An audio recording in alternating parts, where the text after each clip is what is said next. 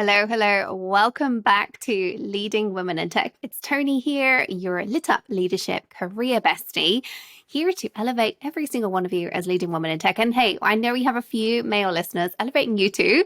I'm here just make the world a better place full of great tech leaders. Today, we're talking parenting, and specifically parenting and the world of work and how you mesh the two.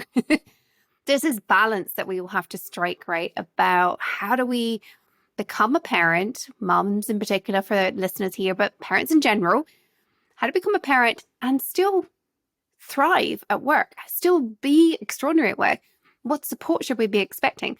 Which is why I'm delighted to have today's guest on the show. I'm joined today by Rachel Morris. This lady is coach extraordinary. Like, she's the kind of coach I wish I'd had in my corporate career. Like, she is kick-ass.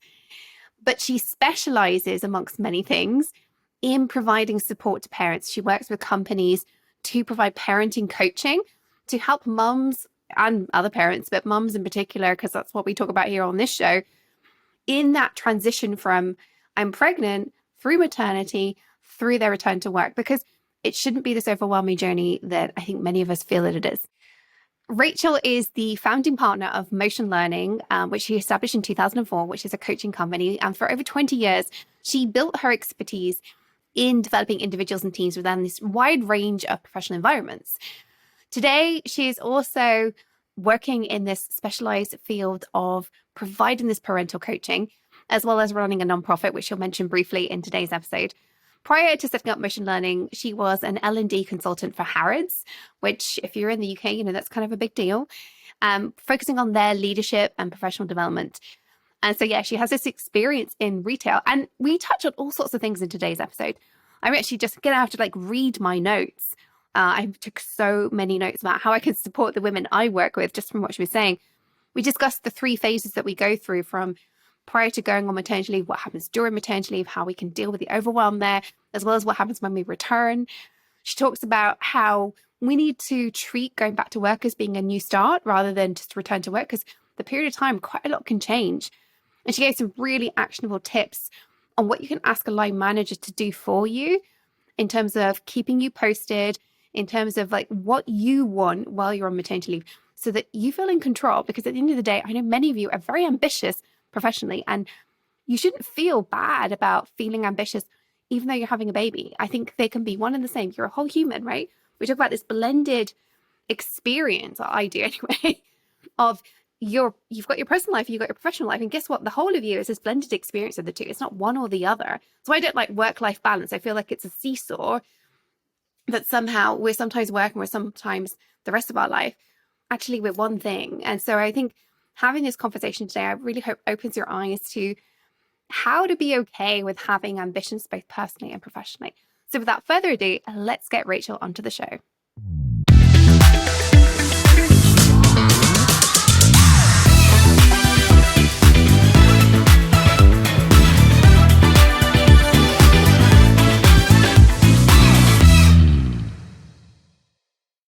Welcome to the show, Rachel. It's great to have you on today's episode. And Toni, thank you for having me. I'm really looking forward to chatting with you. And I feel like we could have just kept chatting before we hit record. No, we've got to hit record now. I know, that's the danger. I know, right?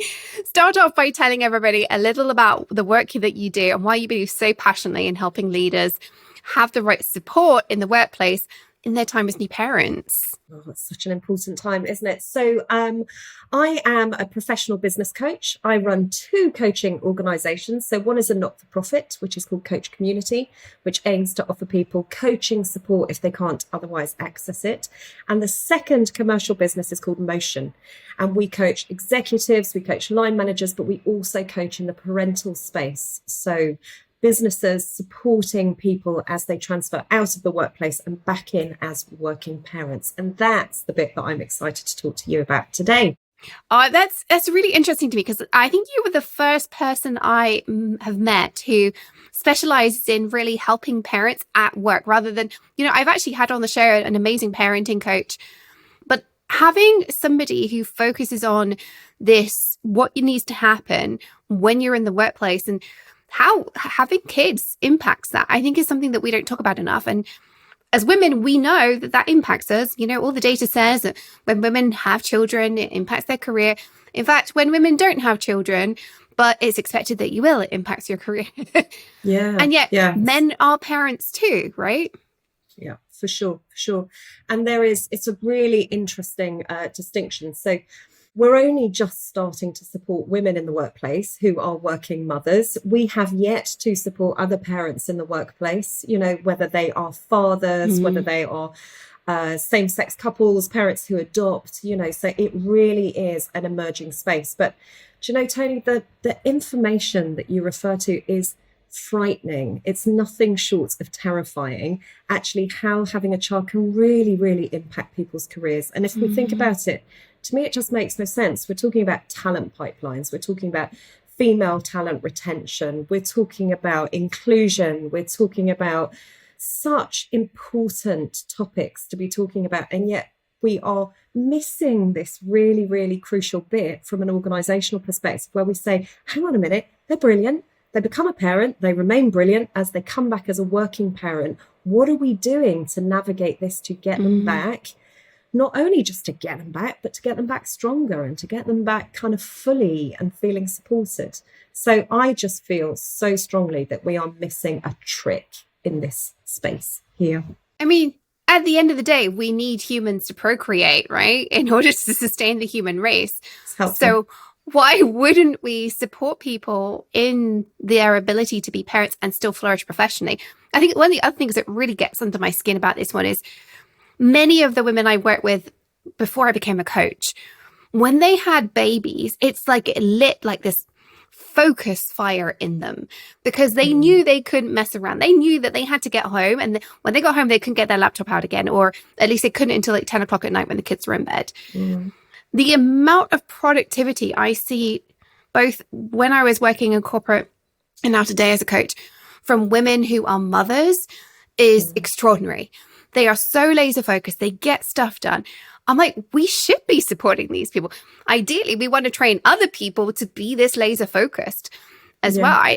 And so this idea of like, well, you know, there's 10 years when we just don't support these people and we make their life difficult. It doesn't make business sense to me. Yeah. Exactly. I agree. And actually, if there is anything arguably good to have come out of the global pandemic, there's some really good stuff surrounding this space that has come out. You know, I've had clients in 2020 email me and say, can you believe how hard I had to fight for a slight shift, not even a reduction, but a slight shift in my hours to enable me to get back to pick up so-and-so from nursery. Can you believe how many pieces of paper I had to complete to prove that I was still able to do the job now that I was a working parent? And actually now the pandemic has obviously proven that we can work from home, we can work in different ways, we can be trusted to work differently. And it's really, really altered this space for women. And where there has been lots of tough stuff, there is some good stuff in this space that has started to emerge. And I am incredibly grateful for that acceleration. Incredibly grateful.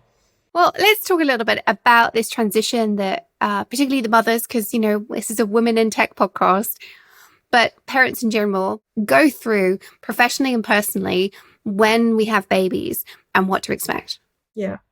So I suppose for your listeners, I'm a mother too. I'm a mother of 2 young boys, and I went back to work when my eldest was 6 weeks old, which is not a choice that would be right for everyone, but I'm self-employed. And I also realised at that time, Toni, that I wanted to go back to work because work was such an important part of my identity. So I've got my personal experience of it, but then I've been working with clients in this space across all different industries, all different levels within their roles. And I've identified that there are 3 very, very clear stages for the working woman who becomes a working mother. There is the first phase, which I often refer to as that feeling when you're going up the top of the roller coaster and you're like, I can't get off. It's all a bit too late now. It tends to hit in a couple of months before the baby's due, where the reality of the situation has really, really kicked in. And it's like, but work is still massive. You know, the projects are coming at you. Just get this over the line before you can finish. And the antenatal classes and all of that kind of stuff is ramping up. And at that point in time, what we experience from a coaching perspective is the woman who is at the heart of all of this experience feeling really, really squeezed Yeah. between work, squeezed between the reality of this new baby about to arrive, and therefore questioning things like, what level of control do I have over things? Do I have any control? Presenting with things like overwhelm and all those really important but challenging, fear-driven questions about who's going to take care of my job? Who's going to take care of my work baby? So that whole thing about handing over your work baby while you go and get yourself a new one, it's a massive period of time. And again, from my experience, I've been a coach for over 20 years, it's unsupported more often than not, not even mildly supported, quite often unrecognized and unsupported. And we want women leaving roles in really good ship shape. We want them handing over to the best replacement. They want to do the same too. So they arrive and they come back to work and it's actually the job is still there. The job is still intact. But we have to support people because it is a terrifying time. You're going into the absolute unknown of stuff that really, really matters, both on a work front and from a home front. So that's that kind of first phase. People need high support at that first phase. The mid phase, and if any of your listeners have had a baby, whether in the past or more recently, there's this weird phase when you've had a baby, irrespective of how long your maternity might be, 6 weeks, 6 months, a year, where you kind of come up for air slightly. And I say that slightly because many working parents will say, I don't think we ever come up for air. We come up from air slightly. And you start to think, hang on a minute, this world that I used to operate does still exist. People do still get up and get dressed and go out for coffee or whatever it might be. And at that point in time, what I find in my work and through all my research of my practice in this area is shown is that women can quite often feel like they are being bombarded with new experiences, views, opinions, and the ability to find a space to connect and center and reground themselves with who they are, what they want, their identity, what this means now that they've got this new big part of life. How are they feeling about work? How are they even going to navigate getting the two back together? It's a critical time from a coaching perspective. And businesses who support their people at that phase are going to get clearer women coming back into the workplace. They are going to have women who can more clearly articulate what's going to work for them. Almost every woman I work with wants to be a brilliant mum and a brilliant worker too. It's not an exclusive thing. I just want to be able to do them both really well. And the final phase, obviously, is that more obvious re-entry back into the workplace. And some organisations support at this phase, but they don't support at the earlier two, which I think is better than nothing, Toni, but it's still quite short-sighted. When somebody's coming back into the workplace, I think the biggest challenge that women have is they are viewed as a returner as opposed to being viewed as a new starter, because we know nothing in life stands still. And it definitely doesn't stand still when a woman is having a baby, and organisations never stand still. So women will quite often say they come back into work and that's it. They're just expected to be right up straight away. And it doesn't work like that because so much has changed and everybody needs a chance to have a moment to adjust to that. So that's the kind of transition. And there are kind of different pieces of support that people need at different points in time. And coaching is for sure one of them. I'm really glad that you laid all that out because actually, there's several things there I just want to go back over because most people think, well, you have a baby, you've gone maternity leave, that's it. And actually what you've just described is what I see with many of my clients, the overwhelm ahead of them actually having the baby. And then I've never coached somebody during their maternity leave because that's not what I do. That's what you potentially do. But I've coached people when they've come back to work, primarily because they were working with me beforehand. And they know that I'm a helping hand. And I've never realized this before. So I'm very grateful to you for pointing this out. But we do need to treat them like new starts. And it's very, very interesting. But just to go back to what you said right at the beginning, the fact that you had a baby and you went back after 6 weeks, which here in the UK, that's very unusual. Yeah. And I've got listeners all over the world. Many of my listeners are in the US where maternity leave, they'll be listening to us and thinking 6 weeks is unusual. Yes, it is. But so I deal with people all over the world, anything from like they're back at work I've had one lady back at working for them 4 days. I don't know how her body dealt with that, to be honest, all the way to like a couple of years. Yeah. And I think one thing I want everybody listening to hear is you have permission to do what you need. And I love, Rachel, that you said what you do is so important to you that you wanted to go back to work? Because I feel like in British culture, because you can take a year off, that many women think it's wrong to want to go back early. Equally, when I coach women in the US, because it's normal to go back within 6 to 12 weeks, many of the women I work with think it's wrong to want to take a whole year off. Now, there's a financial issue there for them, absolutely. But I think we've got to accept that those cultural pressures are real. And actually, it's entirely up to you how you feel about returning to work. There's a financial piece, yes, but don't make it wrong if you want to go back to work or don't want to go back to work.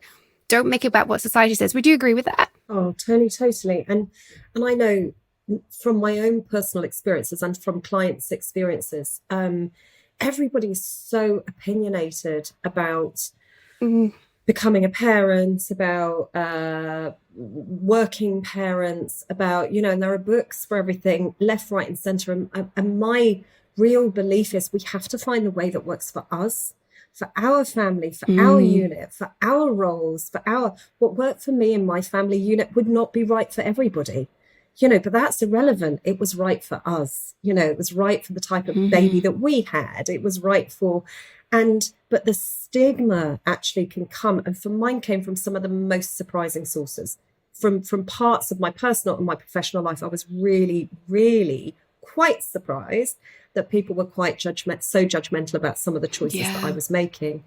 And I think that mid phase where the new mother is so needed by so many things, not least a new human being, so needed by so many things.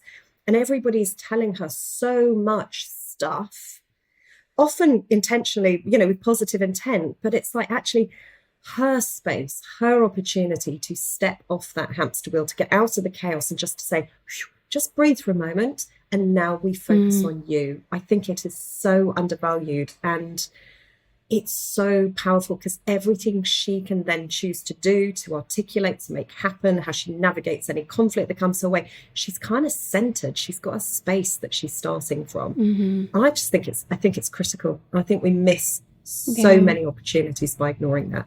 100%. Well, I really want to dig into what happens when the baby arrives and the support we need, what we're doing. But just before we do that, I wanted to also just call out, again, for the benefit of the audience, what you said about that overwhelm in that first phase. That I've seen this happen as well, where the baby is approaching and there's like this wall just hits you between, typically I sit between 4 and 7 months. It's like the panic sets in. It's like, I am not going to be here anymore. What's going to happen to my job? How is this? How is my work baby? I love the fact you said work baby. How is my work baby going to be cared for while I am caring for this other baby? And there's real tension that produces in these women. And so I really want to dig into the maternity piece because I don't think that's something that is talked about enough. But I just want to give listeners permission to feel that way. Don't make it wrong if you feel that way. You're not alone. Is there anything quickly you want to add on that? And I know we're both passionate about getting to the other bit. That's Yeah, no, it's lovely. I mean, I would say expect to feel that way. Of course you feel that way. We care about our work for loads of different reasons. For financial security, because it's part of our identity, because I will work until the day I can't work. I have no intention of retiring. Do you know what I mean? It might change Me how too. it looks. I'm just going to, because it's good stuff, So of course we are going to feel out of control when that changes and when that feels like it's going to change on quite an enormous, quite a seismic level. So I think we expect it. The good news is we can ride it with the right tools and with the right support. It doesn't have to be terrifying. It will still be challenging, but it doesn't have to be terrifying. And for me, they're two quite different things. Well, okay, so let's change gear then. And then let's talk about the role of the workplace in supporting us when the baby has arrived, but we aren't back at work. What do you think needs to be happening here? Because I want to there are people listening to this who have the ability to change the way workplaces work. So listeners, I hope you can negotiate this, but I also hope if you're in the position of changing it, I want to share some tidbits. Like, what do you think should be going on here, Rachel? Okay. So the clients that I have, I know some clients and some organizations that are doing this really, really well. Yeah, they are doing it really well. There is further to go, but they are doing it really well. And they're really pioneers in it as well. And I think, as with many things, lots of this will start with education. So for example, as an organization, we will work with clients, with the line managers within the organization to say, this is the transition, this is the experience, this is what people are going to be going through, and this is how they can best be supported. So there is definitely a piece about education there. I think another piece, which is common in so many different things, is communication. This people will say, but can we talk to people? Can we? May we? Are we allowed? We're human beings, we do have legislation around things. That's not our experience, as in there are lawyers that are very in HR professionals that are very well experienced in that. From a human perspective, I know I will sometimes say to women, and have you told your line manager that? Have you told her that actually, if there's a restructure in your organisation while you're away, you'd quite like to be kept informed of it. You'd like to know that because that's going to stop you worrying about might it happen and you'll find out on the grapevine. Have you talked to her about that? Am I allowed to? Yes, we're allowed to. We're allowed to talk about things, the basic kind of things of communication about what do we need at any given point in time? What do we not need? If a woman says, I don't know, but I feel like I need some space, then great. Line managers, we hear she needs space. I think there's a thing for women to be going to their organizations and saying, how are you supporting us? How are you supporting us? And if you aren't supporting us, can we look at how you might be able to? We go in as an organization, for example, and do lunch and learns with people. We do webinars on this kind of thing, etc., just to get people recognizing that this is a space where work can take place. And relatively speaking, it's a really cost-effective way of supporting people through this transition, because the costs of not supporting women through this transition are so great from an organizational perspective and from a personal perspective. So I think we have to start educating. We have to start talking about it. And I think a lot of it lies with line management populations, making sure that they're up to speed as well. I think a lot of line managers are also really, really scared in this situation, especially if it's their first time managing somebody who's going on maternity leave. They're worried about quality of work, if they've got somebody coming in, no work, or overwork if they're having to take on responsibilities. And at the same time, navigating the legal minefield. And again, this is one of those ones where, you and I are not claiming to be legal experts on like what the whole world can do. And we do have listeners all over the world. But I do see, a commonality between the US, Canada, and Europe, where I work with women quite extensively in those areas. And there is this thread of, I'm scared to reach out to this employee because of the legislation. But actually, as you just pointed out, sometimes it's really helpful for that woman to know, because guess what? It's stressful for her if she's guessing or she hears on the grapevine. What advice do you give to line managers to kind of help them feel more confident in supporting women the way they actually want to be supported? So I think, again, this starts early on. So this is the kind of thing that you start having the conversations about when the woman is first saying, I'm going to have a baby. And that's the kind of thing, maybe not the first month, but several months in, you're saying, okay, so we will start to think about how we're going to communicate with each other during the course of your leave. I know I have one client who set up a totally separate email address, and she said to her employer, I will look at it after the first 4 weeks. I will start looking at it once a week. And if there is anything relating to this, or this, please let me know about it, because that's what I'm going to want to know. And you, my line manager, are the only person who's got that email address. So I know that it will only come from you. And that was an agreement between them. It wouldn't work for everyone, but that was an agreement between them that was so powerful. But they talked about it beforehand. They talked about it before it even became we've got a problem. How are we going to navigate it? That is such a beautiful solution. I mean, I think a lot of the time I suggest people maybe make your executive assistant a gatekeeper for information. Like they can call you, they have your phone number, nobody else does. They can escalate if there's something, but somebody has to make that decision. And an executive assistant is often not the right person to make that decision. It will be somebody putting a lot of pressure on that EA to do that, and that's wrong. So I love the fact that this was, agreement between a line manager and the individual. That's beautiful. Let's talk a little bit about the third stage, where, one of the things that you and I spoke about prior to hitting record was how when you are coming back to work, this is time for doing and acting, and it can be incredibly overwhelming to a new parent. Can you explain what goes on and some high-level top tips from how we can take action and step away from that overwhelm a little bit? So for me, a lot of this is about, and whether it should or shouldn't be, we have to separate that out for a moment. But I think from the individual woman's perspective, who are the people that I've always got my eyes firmly on, it's about taking control. And there is an aspect of, what, for example, is the information I need in order to enable me to be successful here. And this goes back to that we have to think new girl, not returner. We have to think new starter, not returner. If we go to a more typical situation in the UK, a woman might be out of an organisation for a 12-month period of time. Now, you only have to look back over what has happened in your life or your organisational's life over the last 12 months to know that that is an extensive amount of change.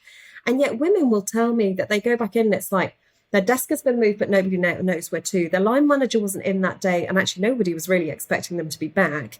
Oh, it turned out that their cover had left a few months earlier, but they weren't communicated about that, what have you. And it's kind of like that, setting them up for everything other than to succeed. And obviously in an ideal world, this would from an organizational perspective all be in place. I think if it isn't, then the reality is we have to be strong enough to go out and find it. What do I need to enable me to be successful now? There is also, and we come back to pure strong communication methods, clarity, communication, that where are my boundaries? Boundaries, we talk about boundaries in this space a lot. Where are my boundaries? Yeah, how do I navigate communicating with you? I do still care about my work, but I do have to leave now because there literally will be a child standing outside a nursery unless I leave now to pick that child up. But please make sure you don't think that doesn't mean I care about my work, because I still do.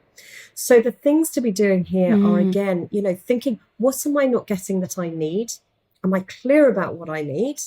And when I am, let's communicate it. So lots of work here about communication, open communication, most aspects of life, all the way through. But this one particularly. Yeah. And line managers here, lots of work with line managers.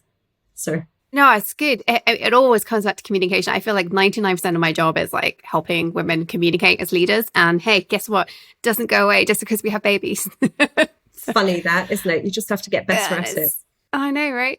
I want to take a moment, if that's okay, to discuss with you how to get this into more companies, because I know that you're super passionate about getting more companies to take this seriously. So if a listener is resonating with this, what tips do you have for them to help them make the case to get parental coaching, people like you, into their workplace, whether it's from you or from others? So I think I would go and ask your people representatives, first and foremost, talk to your line managers, talk to the people who have influence. Link in with ED&I policies, link in with initiatives, link in with focus groups. If your work is setting up groups and saying, set up a working party around something that interests you, and there isn't a working mothers one or there isn't a working parents one, set one up. It's those kinds of things that can be really powerful, because this is one of those situations where so many people feel that they are experiencing it alone. But actually, when they start talking to other people in the same situation, it's like, oh my goodness, you're navigating exactly what I am navigating too. So there is a real sense of power in numbers as far as this is concerned, saying this is what we need, this is what we want. I would also say as well, start on the education piece, get people, whether it is us or people like us, I'd obviously say us, but get people like us in to do lunch and learns, to do webinars, to start doing briefings about things. The more that we can say to people, this is something really significant, but that it's something we understand though, and we've got the answers to how we navigate this, and they're relatively speaking quite simple. Then that's the kind of message. Oh, it's going to make my life easier. It's going to, achieve my goals from an organizational perspective more easily. That's the kind of route in. This isn't a complicated solution to a massive problem.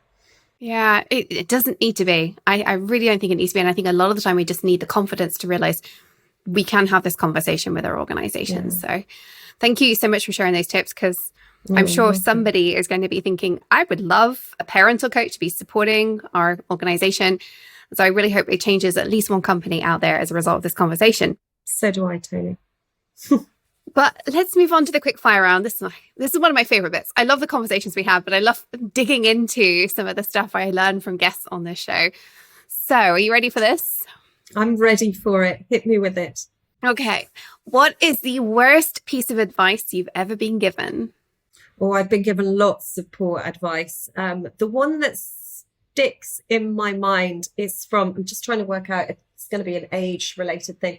Over 20, maybe about 23 years ago, where one of my line managers, there was a line manager and I was line managed by her with another guy who I still know. And I was told, let's leave it to him because he's brighter than us.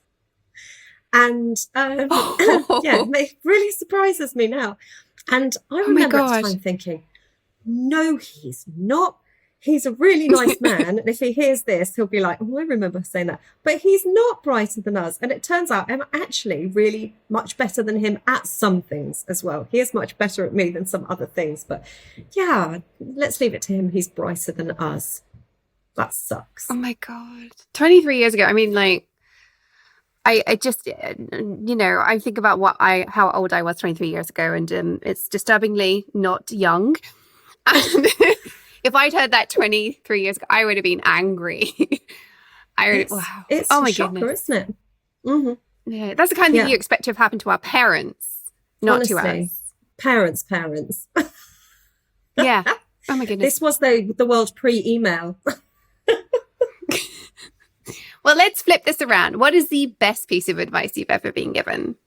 So this is something that parenting actually really cemented for me, because the messages you'll share with your child are clearly, or your children, I've got a couple, are clearly messages that you hold dear yourself. And mine's the good old Ford quote, which is, if you think you can or think you can't, you're right. Everything about every essence of what I choose to do is all to do with my own attitude towards it and mindset. I bake every birthday cake for my kids, not because I can bake cakes, Toni, no, because I don't think I can. I'm not sure I can bake cakes very well. But I bake their birthday cakes because I think, how blooming hard can it be? Mum, I want an axolotl cake. How hard can that be? Of course I can do that. I don't think I'll ever run a marathon because I don't think I can run. It's just, it's all in here. I'll send you a picture of my cake. I love that. I would love to see a picture of an axolotl cake. I used to take care of the school's axolotl. They're fascinating creatures. That was when I was at high school. Can you spell it, Toni? No. Can you spell it? That's a whole nother ball game, isn't it? What is the last book you read, and would you recommend it? So the last book I read is actually a book by a woman who I have met because she wrote this book, and it is called Dare to Be Fair, and it is by a woman called Amanda Redman. And basically, she's a financial advisor, but focused very specifically on women. And she talks about female poverty. So she talks about women in general have 20% less in their pension pot than the average men at the end of their careers. And her whole thing is about, what value do we put on ourselves? How do we hold value for ourselves, and what are we doing about it? And it's got a really good link to my work, because actually, obviously, the maternity transition is one of the points at which women's financial status really, really starts to shift. So it's called Dare to Be Fair, and it's practical, and it's made me really realise that I need to do quite a lot with my own pension funds to make sure that I'm not one of those people in the future. It's really good, pragmatic book. We will make sure a link to that is in the show notes if you're listening and you would like to take a read. It sounds like a very good read. Mindset time. Yeah. At the end of every episode, I love to give a mindset tip. So I would love to hear from you, your favorite mindset tip to help a new or soon to be parent. Ooh. So this is something that I was offered by my own supervisor, actually. So my coach, my professional supervisor. And she once said to me at the most significant moment, she said, one step at a time, Rachel, and with kindness to yourself. One step at a time and with kindness to yourself. And I find that's a really centering place for me, where I think, do you know what? Just the next bit, you're doing all right. It's such an important mindset. And I share it widely because I think it's so powerful. Yeah, that is powerful. It's beautiful and powerful all at the same time. Kindness to ourselves, I think, is so key. I talk a lot about taking care of ourselves first. The classic, put your own face mask on first. But kindness to ourselves is elevating that to a whole other level. And that's something I think when push comes to shove, and it's well, of course I would step in front of a truck for my child. You still got to be kind to yourself, even if you're going to do something. I'm not saying you should, by the way, step in front of a truck. But I won't try it And later. maybe wasn't the right choice of words there. But like, of course, we're going to make sacrifices for our children. But what about doing that with kindness to yourself? I think that is a beautiful way of looking at this. Really, really beautiful. So thank you. You're welcome. How can people find out more about what you do, who you are, and all the things? Because this has been great, this conversation. So I think it's the obvious places to begin with. So LinkedIn, you can find me as Rachel Morris. You can also find Motion Learning on there, which is our coaching business, which will tell you more about what we do. The not-for-profit is called Coach Community. So coachcommunity.org, you can find us there. Or the Motion Learning website is motionlearning.com. And very soon, Toni, I'm going to have a book out about this. So at the end of the year, I'll have my book published and it's for mothers. So it is for you to be able to give to a friend, a loved one, and say, this might just help you during this transition. So if you keep your eyes peeled on all of my different channels and websites and things like that, you will find out when the book is out, and you'll find out how to be able to buy a copy for someone you love who you want to help, because that's what it's there to do. I'll be ordering hundreds of copies for all the women in my academy. When they decide to share with us that they're pregnant, they'll be getting a copy from me. I love to buy my members' gifts, and that'll be one on my list. I think that's beautiful. Thank you, Toni. Thank you. My pleasure. My absolute pleasure. What is the final thought that you would like to leave my audience with today? So I think the final thought for me stems from, I am a working mother of 2 young boys. They are 9 and 10 years old, and I feel so strongly that I want them to be happy and healthy adults, both at work and at home. And I feel that my responsibility today is to use my voice to instigate massive positive change for them when they are young, working professionals, potentially becoming parents themselves as well. So I suppose my final thought is, whatever your driver is, whatever your soul is telling you, listen to it, and listen to it really hard, because that's when I think we can make really, really good stuff happen. I love that. Love that so much.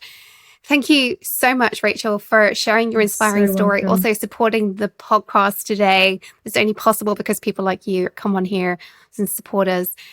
And just for sharing your wisdom. We need to have more conversations around supporting mothers and parents in general at work. So thank you for trailblazing in an area that I hope gets a lot of traction in the next few years. Thank you, Toni. I love talking to you. I'd like to talk to you more and more and more. So that's always a good sign. Thank you so much for having me. Oh, my pleasure. And remember, listeners, until next time, stay on your tech leadership game, even if you're having a baby. Follow your dreams, because the world really does need that uniqueness that you bring as a leading woman in tech.